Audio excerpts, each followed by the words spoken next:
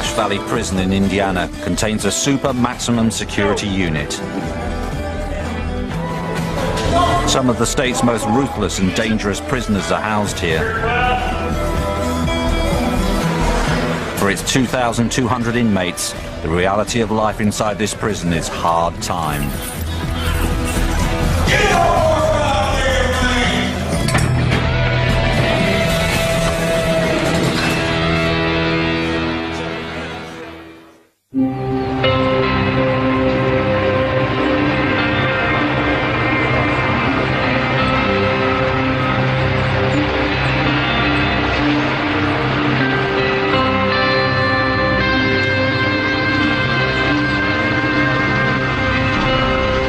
Prisoners don't always leave their crimes behind when they enter the gates of Wabash Valley. We've had a couple homicides. We have a lot of assaults. This is a subculture in here. We have the same type of crimes that you have in the streets. Manual, what range? 2 J1s, 1 J3.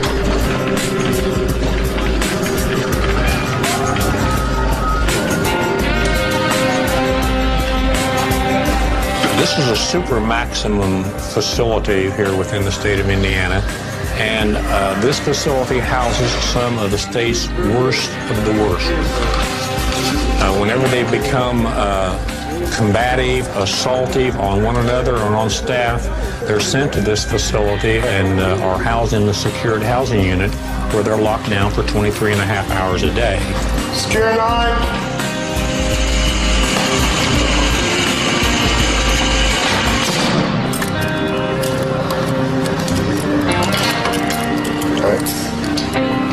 As head of internal affairs, Don Tyler, a former detective, is the prison's top cop.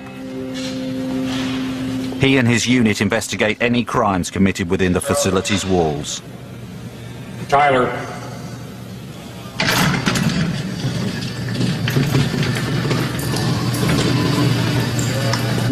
All the offenders in the security housing unit are dangerous. Some of them are serving multiple life sentences. They have nothing to lose, and this is the end of the road for them. Recently, we had a situation where 3 offenders on the rec pad feigned an injury to one of them and requested a nurse. Instead of the nurse responding, 3 staff members responded to the door on the medical emergency. At the rec pad door, when the officers came to check on the medical emergency, they ordered the offenders to cuff up. For their own protection, not knowing that the door was jimmied, the offenders jerked the door open and come charging out with their shanks, slashing and cutting at the officers. The officers started backing up towards the core door in order to escape the attacking offenders. They were putting their hands up, taking the slashes and cuts to their arms and their face. At the door, a tug of war ensued where the officers out here were trying to pull this officer on into the core area. The offenders had a hold of him pulling on that side. After the tug of war at the door, the officers were able to get out into the core area and get the door secured. Thus, there weren't any injuries, but the officers could have been killed if they hadn't got out this doorway. Dan Haskins was the officer being pulled through the range doors by his colleagues. He suffered a stab wound to his shoulder. Apparently, during that time, I knew I was hit in the head with a sock full of batteries. At that time, I didn't know I was stabbed.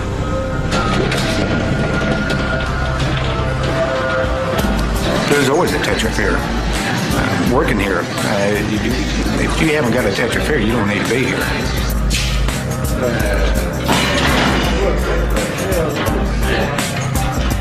Officer Haskins never assumes that the cell doors are locked when he walks the range. He knows they can be jimmied open by inmates, ready for a fight.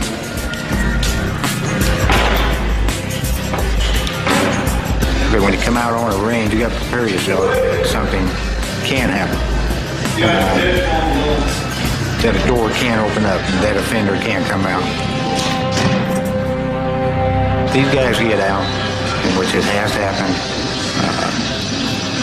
They're going to come at you with the intent to hurt, maim, or kill. You have to keep that in the back of your mind, that this is prison.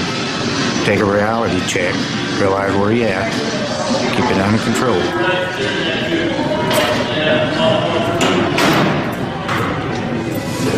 Staff have to be ever vigilant while working around these offenders. You never know when they're going to go off. Area clear. 95, you copy? As an example, we had a nurse treating an offender for self-inflicted wounds.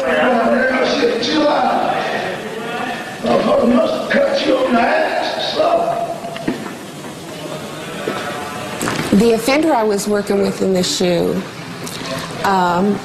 was not emotionally stable. But he was also an angry person, and that's just his basic makeup. Now, normally these offenders are handcuffed with their behind their back. Due to the nature of these wounds, we had to leave the cuffs in front so she could treat him. See what happens here.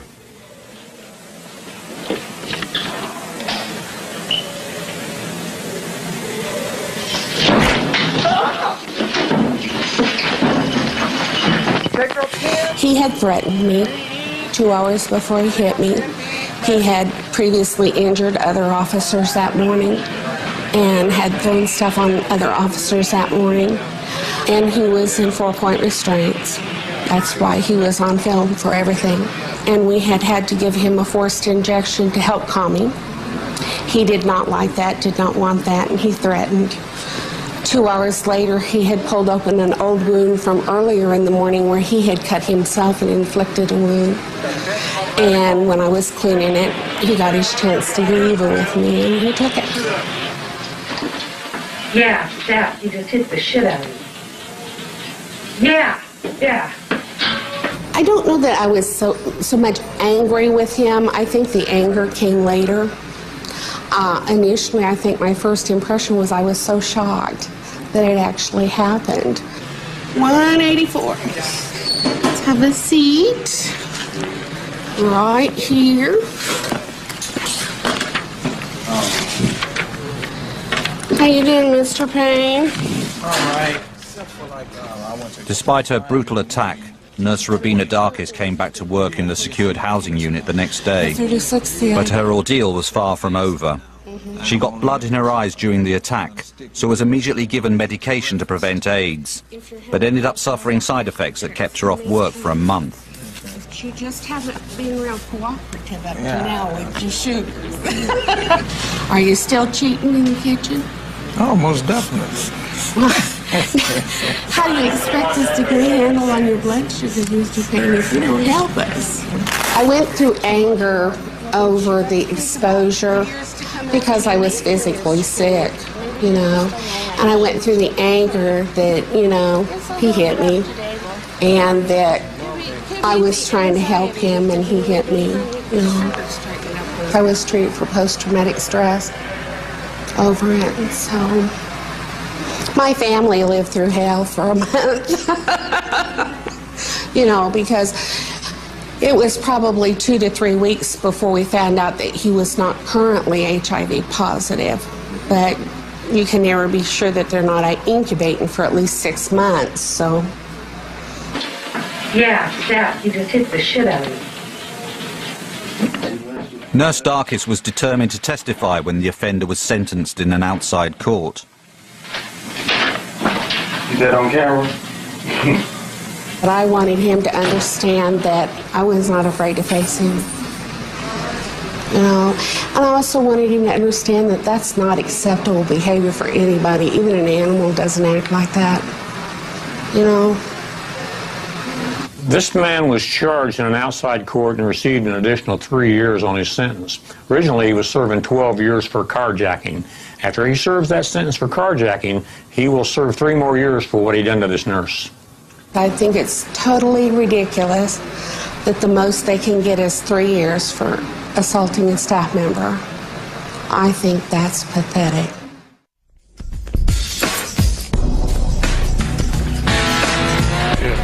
Big Tom was saying that he was going to give you a run for your money now. You know, yeah, this on deadlift record. Yeah.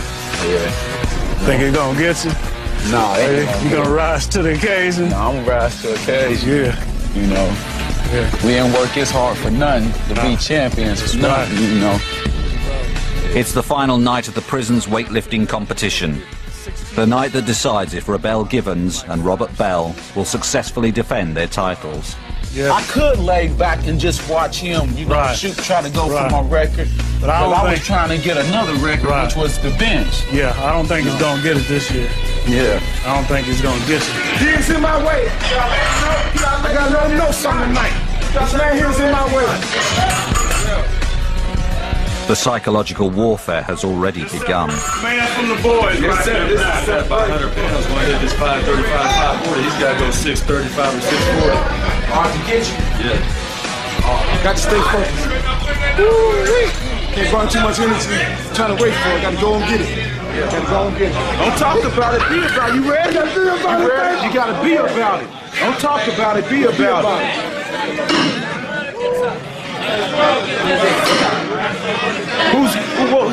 Who's doing what? That's the guy that had the, he had 5 on 5. No, he got 530. Give me some! Put that shit through the floor. Come on, let's go. Wow! Come on. Drive it, man. Bar speed, baby. Bar speed. Drive it off the floor. Get out of my way! Drive it off the floor, man.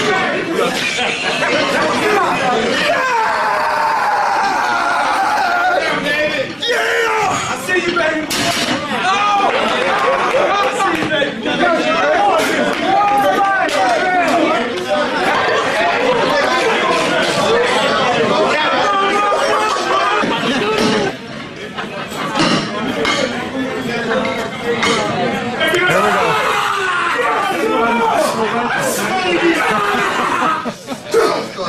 Here we go.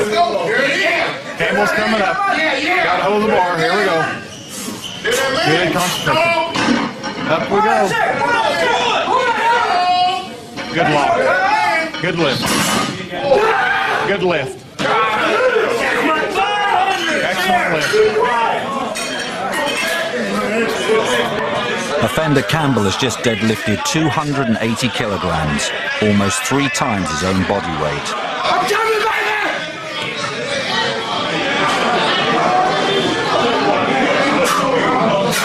I like babe. Hi, look, babe. Look good. RB, you run this here. Huh? You run this here, my guy. A lot of people think that this is all brute strength. Probably about 75% of this stuff is mental, you know, concentration.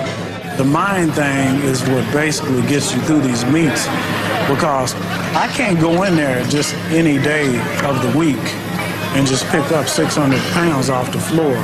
I just can't do it. I mean, I gotta really focus, I gotta really psych myself up, because I'm only 230 pounds. Work, baby. Go money, baby. Go to work, pal. Go to work. To the head. To the head. You run this. This is you, baby. You run this, RB.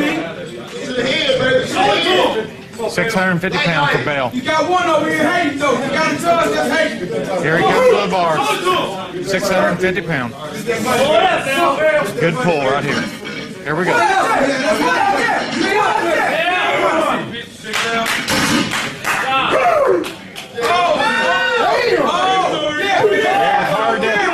Hosanna! Hosanna! Bless this man come in the name of the Lord. Hosanna! Hallelujah! Hallelujah! 565, right? Givens up to 565. Good concentration. Here we go. All these guys, Bell, Givens, they're already at the professional level without the hardware that you can get on the outside. When you lift on the outside, you have suits you wear for increase your strength, and they don't have those, and they're doing the weights that those people are doing without it. So if they get supplementation and the proper apparel, they could do a lot more weight.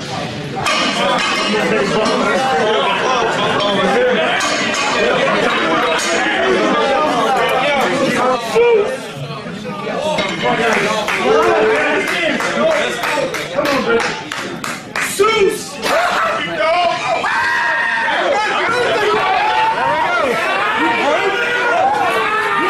Campbell's coming up for 615. Here he comes. He's gonna stampede like a bull.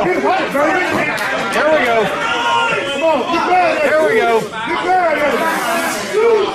Easy coming. Here we go. Here we go. See what he's got. Find out what he's got. Here we go. He did not even get it carpet off the floor. Campbell, known affectionately on the inside as Soup, may have blown this lift, but he's already outlifted his competitors. Yeah, he's got the competition tonight, and he's burning. He got him. I'm the master! Come on, dude, let me know! Let me know the master! Yes, I am! 600 pounds for Hankins right here. 600.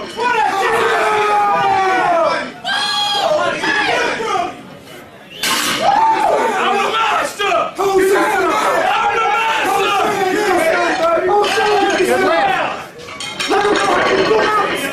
Couldn't have got a better lift. Hankins was perfect. 15 more pounds. You're just gonna get stronger as it go.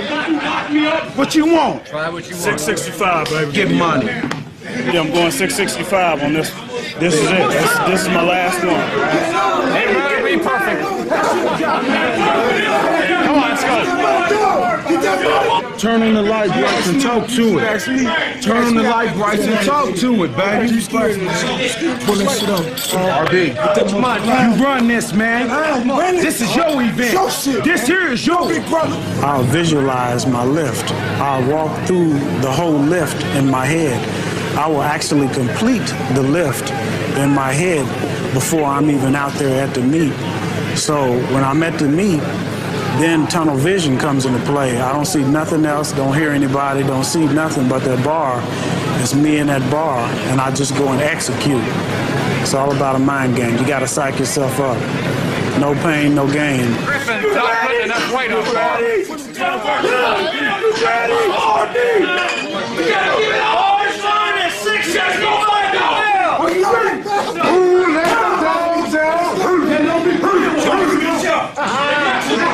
gonna be hard to call. It'll be a hard one to call because he does a lot of shaking. And he's gonna shake like a leaf in 100-mile-an-hour wind. Here we go. Good concentration right here. This will be the hardest call for the night right here.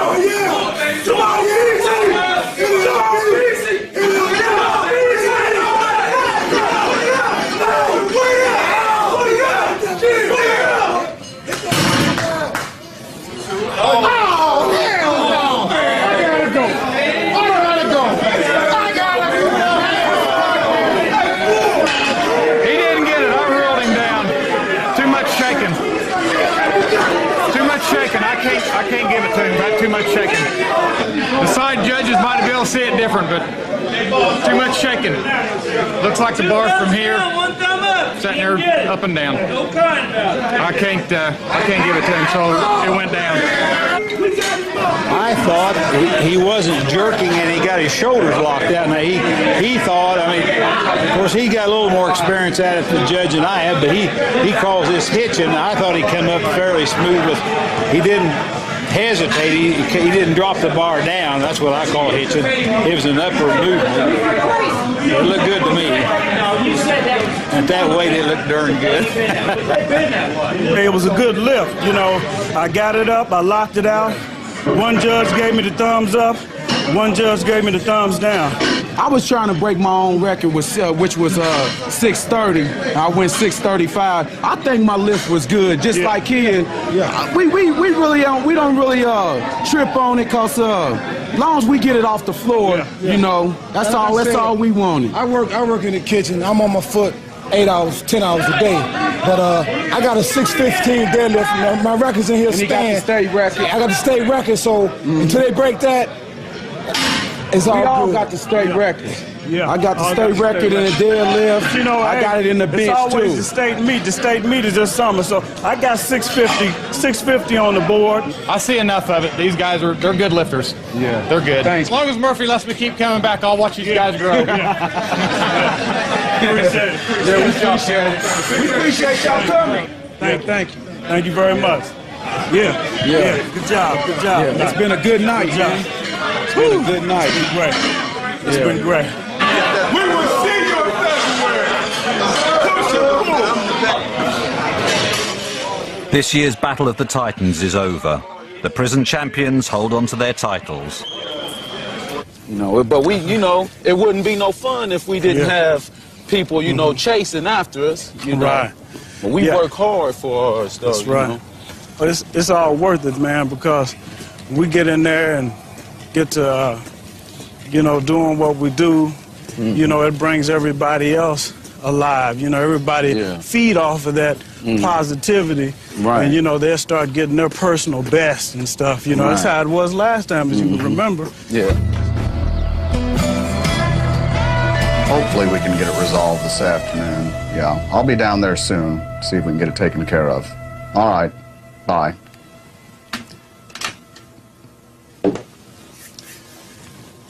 We're going to try to settle our bug case today. As litigation liaison here at the facility, I generally have about 200 pending lawsuits at any given time. Many of them turn out to be quite frivolous. We had an offender who filed a lawsuit against us claiming he had vermin living in his lower intestines and that we were negligent in not locating the vermin living in his lower intestines. Another one that springs to mind is an offender who had lost a portion of his finger committing the crime that caused him to be incarcerated, and once he was incarcerated he wanted our medical staff to amputate the rest of his finger even though it worked perfectly fine and the medical staff saw no medical reason to amputate it, so he sued us to go to court. So today we're going to try to get the bug case resolved before it goes to court. Prison lawyer Lee Heffling has to defend every lawsuit against the institution. Come in. Alan. Mr. Heffling, are you here for your bug? I'm here for a bug. I hope it's our bug. I hope it's Mr. the right one. Burton's bug, I understand. Right. Well, I've got these bugs that the chaplain collected, bugs and medallions and things. Well, I've got to have a medallion too. Do you? I guess this is going back over a couple of years ago that he actually got these things. Well, do we know which one's Mr. Burton's? I think the little critter's right in there. Well, I'm sure Mr. Burton will give it a close examination. Okay. I think we can go ahead over to the custody control unit? Yes. All right, well, let's go and see if we can get Mr. Burton to pick the bug for us.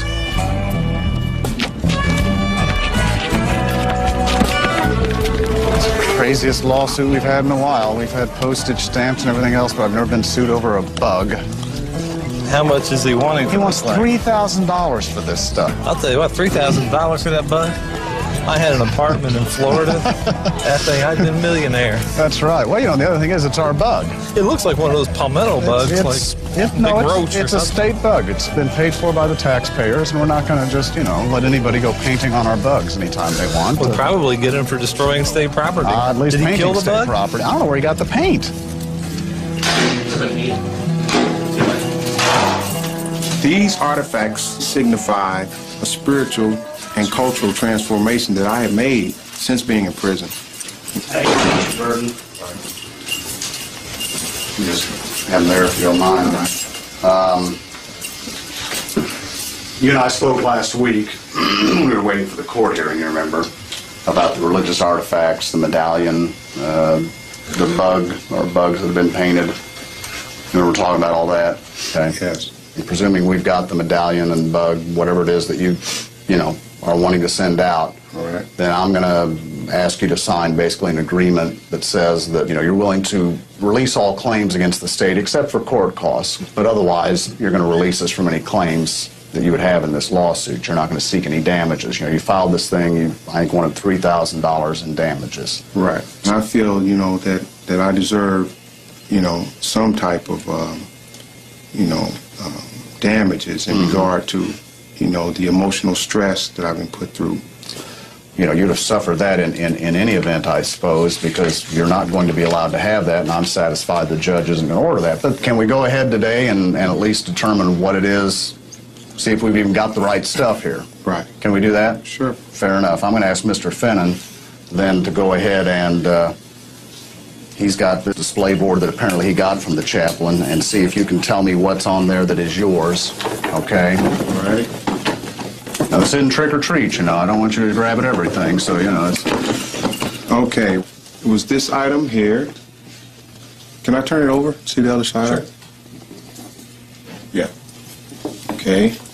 Was this item here? Can I turn it over? Mm-hmm. Yeah. It's been cut.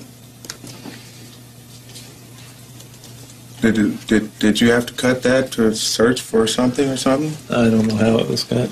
Was it cut when it arrived? I don't recall it being cut. I never looked at the back of it. Mm-hmm. Looks like it may have been cut to be searched for, you know, maybe some type of drugs or some other type of... And I believe we've got a painted bug or... bug, do you know anything? It's not painted. It was just preserved. I found it on the yard, and okay. I just liked the way it looked. It's preserved. Does it have It was any... a beetle. Right. So that's really our bug, right? Pardon? That's yeah. our bug. Well, actually, it's nature. Mother Nature. But it's on state property, right? Yeah, it was found on state property. Okay, just check.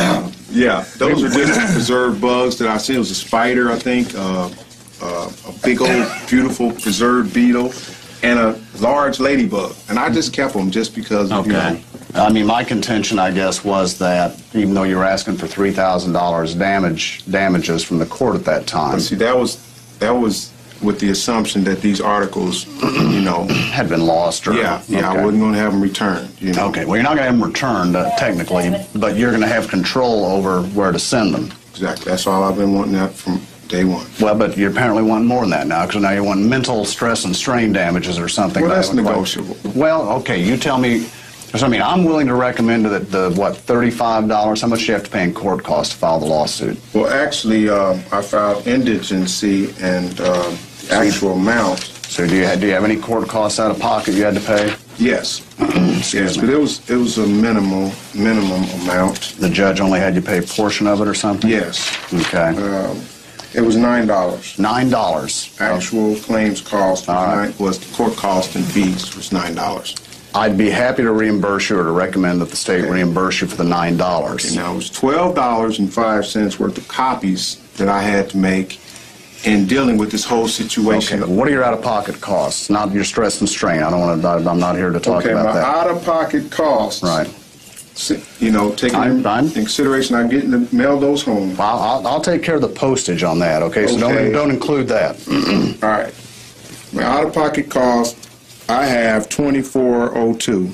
$24.02. $24.02. I'll be happy to recommend to the state that they reimburse you the $24.02 if we can agree that we're going to go ahead and send this stuff out today and we can tell the court that we've reached an agreement.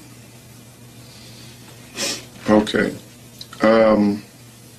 But if you want damages for your mental strain, I'm not in a position to agree that. I wouldn't even recommend that, and we'll just have to let the judge make that decision. Okay. It was my intention to request the court to award nominal damages, okay? Okay. Against specific staff members who played a role, you know, in depriving me. Including Mr. Finnan here? No. Okay. No, Mr. Finnan's he's not off the even hook implicated then, at all. All right. I didn't even know he was involved in I it. saved you, all right? If nothing else goes right in this, I've saved you, yeah. Okay, now. Now, who else? Sure you don't want to throw Finnan in on this? No. Finnan is safe. If you'll drop all those nominal charges, I won't press charges for you killing the bug, okay? Well, actually, I didn't. I found them dead. Can you prove that? Well, can you prove they were alive? I can prove he's dead now. You said he's a state bug. Dead. He's definitely dead. I was going to also request that the court award exemplary damages. Right, against Chaplain Kern. Mr. Norris Kern. For $200. In the amount of $200. I mean, you've rung my bell already when you're over the $200 against Chaplain Kern for punitive damages. There's just no way I would recommend that, and even if I did recommend it, there's no way I could get approval on that. Right. Okay? I understand. You know, I have lots of stress and strain every day, too. Well, what is your limit? What do you think? I can make recommendations, but you know, they have to pass the smile test with me. That is, okay, what is the smile test? The smile test is if I can make a recommendation to the Attorney General's office without actually breaking into a smile, then I'll do so. So far, what you've told me, I would actually probably start laughing before I could get the whole recommendation out. I mean, you know. If we had lost these things, then we might have some big argument about the amount of damages involved, and you could come in and argue about the amount of time you put in, and we've lost these, and maybe we didn't. I mean, I've spent more time on your bug and your medallions, quite honestly, than I care to. You know, I mean, and I understand. I agree, and I understand they're important to you. I'm not trying to diminish their importance to you. I'm just saying I got lots of stuff on my plate, and I'm, you know. We're way past the point of diminishing returns with me on this. That's my point. You're making my point for me. No, my point. This is an unnecessary event. But what's unnecessary is the idea that we're going to pay you hundreds of dollars for your stress and strain. Who's going to pay me for my stress and strain? This is not for stress. This is for exemplary damages. This is to correct behavior and practices. The bug case continues.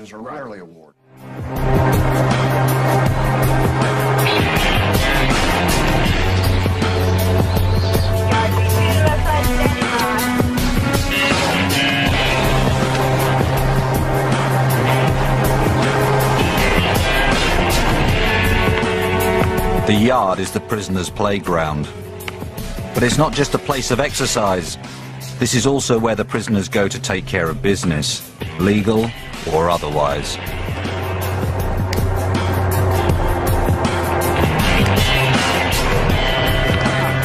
It might look peaceful, but the potential for trouble is everywhere.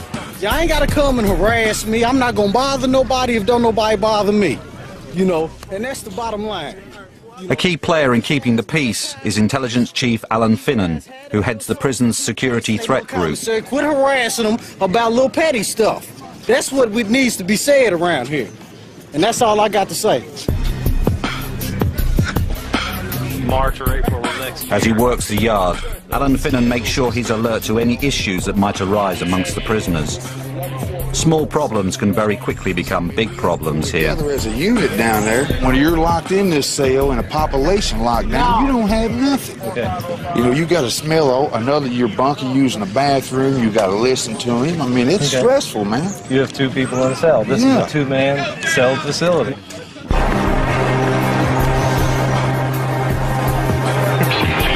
The security threat group has to be ready to react to incidents anywhere in the prison, anytime.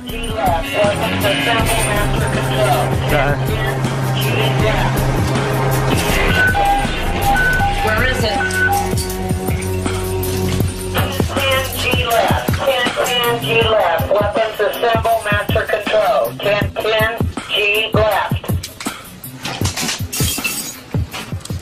There's 1 in 27. Hey, Van Vliet, I know you're busy. This is Marshall. Hey, have you got any names on that 1010 yet? How many they got brought in yet? Oh, you've got one in D now? Okay. Did he look like he was pretty seriously hurt? Do you know what their race was? Okay, that's what I wanted to know. Okay, thanks, bud. All right.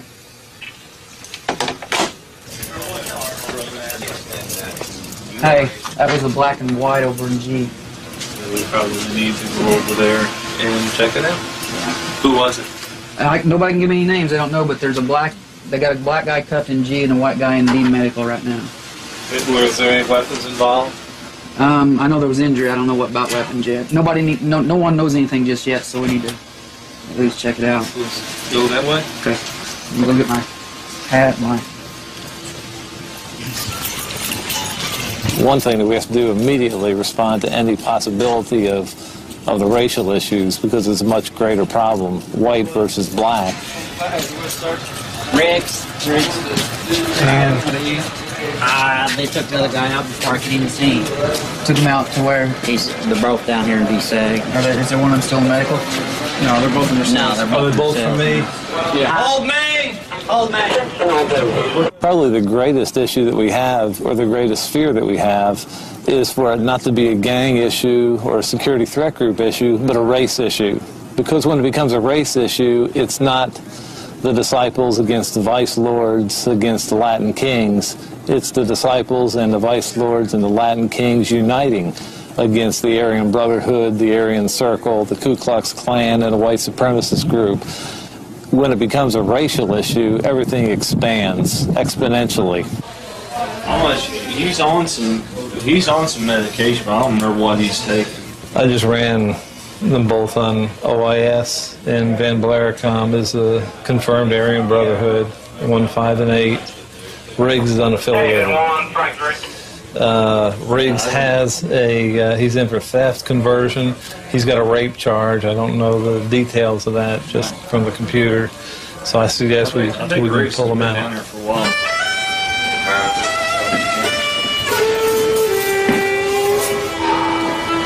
Let's see. Hey, Sergeant Johnson, Sergeant Marshall. Hey, can you come down here and explain what happened Did he jump you from the back, or what happened? I don't even know. Okay. I don't even. Do you know who it was? I don't even know. You don't have any idea whatsoever? It's probably just a horseplay that just got out of hand. You were horse playing? Yeah, it was just horseplay, really. But you don't know who you were horse playing with? No. I got up from talking to a couple of friends, you know. I started walking towards my room. Next thing I know, you know, guys just started swinging at me, you know. And I defended myself. I grabbed him. I defended myself. I grabbed him, and we both fell over the bench, you know. That was it. Did he boot you in the face? No, I think that's from the bench. So you hurt your shoulder and your face on the bench? Yeah, when I fell across the bench, I fell on my shoulder when I went across the bench. He said I was targeted. You know, he said he got word by a group called the Brotherhood organization that do something to me and so forth, you know. It looks kind of like a circle. How'd that happen on a bench? I hit the side of the bench when I went down on the bench where the bench,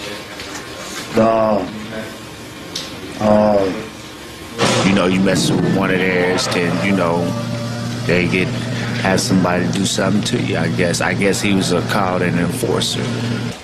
Just, he was talking about the white guys, and I was, you know, you can't be doing that, man, because they ain't involved in nothing like that. What white guys? The Aryan brothers. And what from were they the other involved side in? and 3 and over here. What was he saying about them? He was just talking bad about them. I told him, don't be doing that. You wouldn't be talking bad about them if they was here. I got 8 babies out there that I'm trying to get home to see, you know. And I'm not gonna go out here and try to be a hero when I know that my life is you know, it's been threatened, you know. And I'm not gonna go out here and try to play hero, get me a weapon, and go out here and try to play hero, you know. Because, you know, the same thing, I can get stabbed just like I can't stab an individual. It can happen to me, you know, in the process of trying to stab an individual, you know. And I don't need that in my life. Who threw the first punch? You did, didn't you? I ain't gonna lie to you. I know you're not. Hey, I'll be the, hey, I ain't gonna let nobody take a first punch on me. Okay. Thank you very much. All right. Need to defend the Riggs also. I'm saying the guy that they had in here first, he didn't have nothing to do with the horse punch. Let's see. I mean, I really wanted nothing to talk about, but I just told them. Sit down. You told them, you didn't tell me, okay? Okay. Stay with me, okay? All right. Be patient with me. Be I know patience is a virtue. You're a patient man. Stay with me on this, okay? At this point, let me tell you what we've got. Okay? You didn't start the fight. Okay? What we got is you responded after the other offender started the fight. How did it turn racial? Racial. So he's telling the truth about he started the fight, but he's lying when he's saying some of the comments were racial? I mean, I don't know what he said. I mean, you said he started. He basically said that you and he were talking. You made some comments he took exception to. Those comments were racial in nature, and that he basically went after you. No, I don't have no problem with being no racial thing, you know. You don't have a problem with what? No. I'm white, believe that the white should rule the world. Was the supreme and the chosen people. The white people just stay with the white group. Blacks stay with the blacks, and reds stay with the reds. Just like that. My whole family's Klan members, so it's just pretty much I was born in that way. What did you say to set him off? Quote yourself to me. I mean, what I say. What did you say just before you went off on We it? was talking about a game, you What know, game? and What game? Football game. Which one? San Diego and Oakland played last night. Okay. San Diego and Oakland played last night. That's the game you're talking about? Yeah. He let that bitch word come out of his mouth. And it's here in prison. You don't do that in prison. That's one thing that you don't do is call another man a bitch. And when you do, you just asking for problems. I mean, he likes San Diego, I like Oakland. I said they was bums or something. Who was bums? San Diego. You just were talking about a football game. Yeah. They were bums. Yeah. Is this the first time you've lied to me in this conversation? I never mentioned it. I think in this conversation. That was the first time I lied. That you've lied to me in this conversation right now. I don't believe in lying. Then why are you doing it? I don't think I should have to lie to you. Then why are you? I'm not lying. I don't think I should have to. Let's put it away. You're done. I mean, I'm telling you what y'all don't want to hear, so I don't know. No, you're not. That's exactly what you're not doing. The truth. That's okay. Okay. Zach, y'all don't do what y'all want to do anyway. I mean, so That's right. One back. I know it's reverse psychology. I'm up on psychology.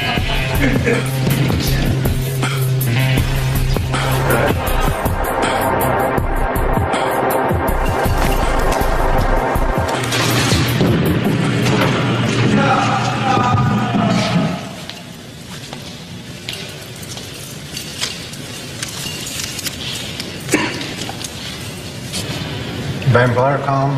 Yes. 894-792. Yeah. You've been charged with committing a battery upon another person without a weapon or without inflicting serious injury. Ben Blarcombe did admit that the altercation was the result of having a verbal confrontation, which led to a physical confrontation with offender Riggs. Bruce Van Blericombe is charged with assaulting Kenneth Riggs and faces an internal disciplinary hearing. 3 staff members will decide his fate. Van Blaricombe further stated that any time someone disrespected the Aryans, it was a bylaw of the Aryan Brotherhood a confrontation would develop, and being disrespected was something he took very serious. You pled not guilty? Yeah. I pleaded not guilty. What you got to tell us? I'm guilty. That's basically it. It's all in my past. I just got out of lockup anyway. I ain't been out about 6 months. I ain't even been out a month. For what? Well, they locked me up for a battery, but it got overturned, so they filed a bitch for on me. So you want to tell us what happened? Now that basically tells everything right there. That's it. I can step out there and have a seat.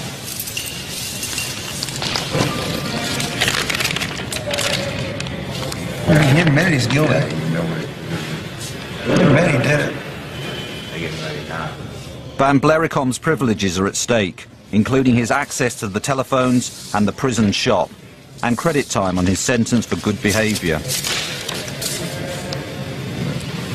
You can take one credit class on a B. Yeah, let's do that. All right.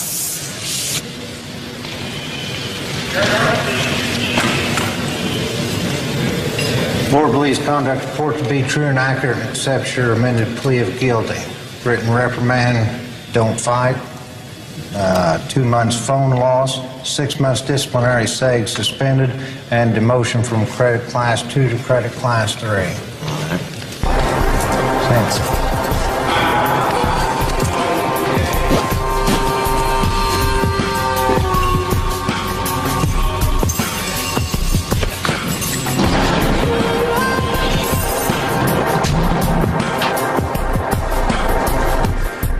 At his hearing, Kenneth Riggs received exactly the same sentence as Van Blericombe, even though he didn't throw the first punch. Since that hearing, Riggs claims there's been yet another incident where he was verbally threatened.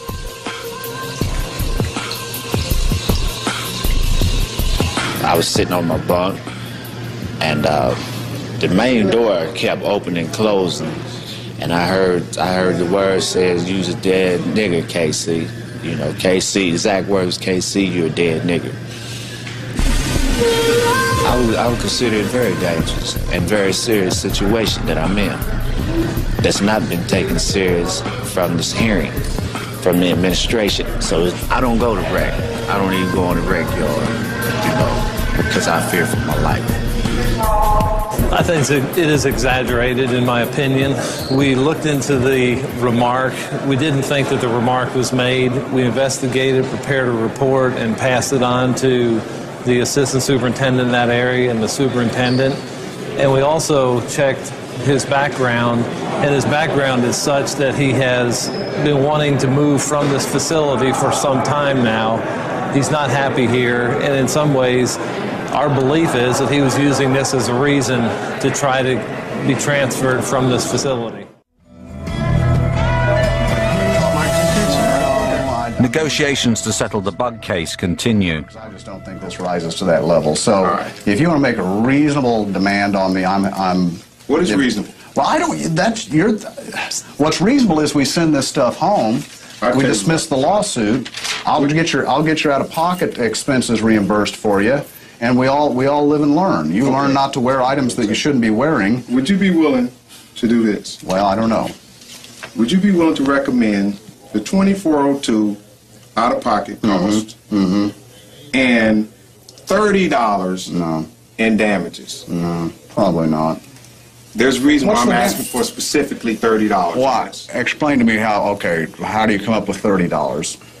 The facility has assessed a $30 restitution against me. I got nothing to do with that, Mr. Burton. I noticed. This is why I'm just explaining. All right. The $30, I'm asking to balance the scale. Tip the scale here. Balance the scale. It's got nothing to do with this lawsuit. I understand that. Okay. But that was the reason you asked me for what price. You asked me for a number. Right, and I thought we reached it a minute ago, but now you're telling me you want $30 on top of that? Is that where we're going? So you can balance the scale, as you put it? Yes, to balance the scale of justice. Well, okay? That's what I'm talking about here. It's about justice for me. Actually, this whole thing is about justice. I'm talking about the law. And the law is that I can't settle something that has nothing to do with this lawsuit in this lawsuit. But it does in regard to damages. All right? Now, I was just saying, I would just ask for your recommendation.